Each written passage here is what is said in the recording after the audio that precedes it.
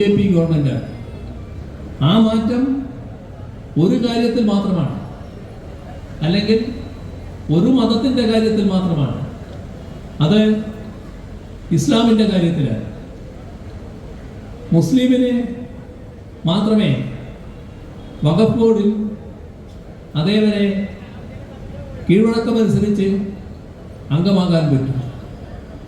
ഇവിടെ നിയമപ്രകാരം 2 അമുസ്ലിങ്ങൾ ഇതിൽ അംഗമായി വരണം എന്ന് വ്യവസ്ഥ ചെയ്യുകയാണ്. അതിന് പുറമെ ചില സ്ഥാനങ്ങൾ, ആ സ്ഥാനങ്ങളുടെ ഭാഗമായുള്ളവർ അതിൽ ആ ബോർഡിൽ വരും. അപ്പോൾ വേണമെങ്കിൽ ഒരു ഗവൺമെന്റിന് അമുസ്ലിങ്ങൾക്ക് ഭൂരിപക്ഷമുള്ള ഒരു ബോർഡാക്കി അതിനെ മാറ്റാം.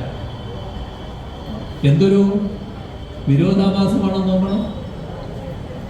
എത്രമാത്രം തെറ്റായ രീതിയിലാണ് ഒരു മതവിഭാഗത്തോട് പെരുമാറുന്നത് നോക്കണം.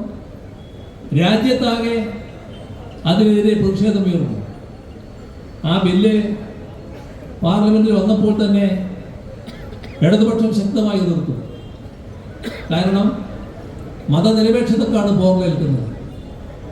അന്ന് അതിനോടൊപ്പം കോൺഗ്രസും നിന്നു. രാജ്യമാകെ വലിയ തോതിൽ എതിർപ്പിരുന്നു.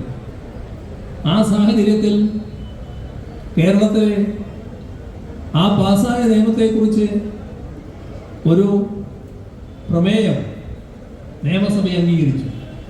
അന്നത്തെ LDF ഗവൺമെന്റ് കൊണ്ടുവന്ന പ്രമേയമാണ്. അത് ഇതിനെ തള്ളിപ്പറഞ്ഞുകൊണ്ടാണ്.